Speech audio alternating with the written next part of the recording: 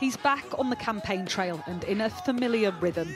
Donald Trump's strongman America First act, which plays so well to his Conservative base, is in full flow. Here, making explicit threats to smaller NATO countries. One of the presidents of a big country stood up and said, well, sir, if we don't pay and we're attacked by Russia, will you protect us? I said, you didn't pay? You're delinquent? He said, yes, let's say that happened. No, I would not protect you. In fact, I would encourage them to do whatever the hell they want. You got to pay. You got to pay your bills.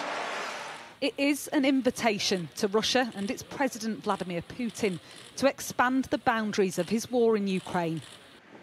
In Kharkiv, where 7 were killed in this drone attack, and across NATO-allied countries, they know they have to take his words seriously.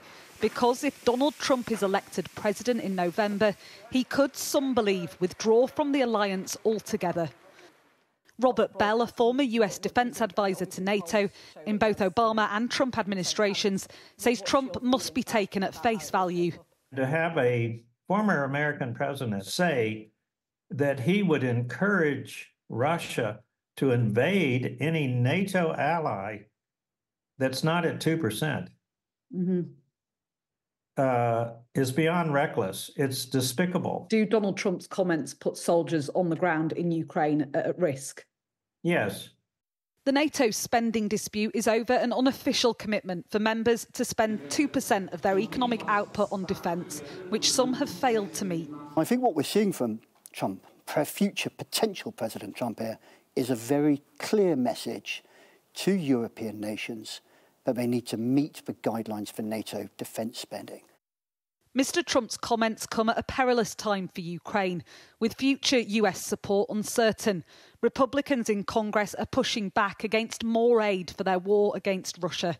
But NATO reiterated its support for member nations. In a statement, Secretary-General Jens Stoltenberg said, any suggestion that allies will not defend each other undermines all of our security, including that of the US, and puts American and European soldiers at increased risk.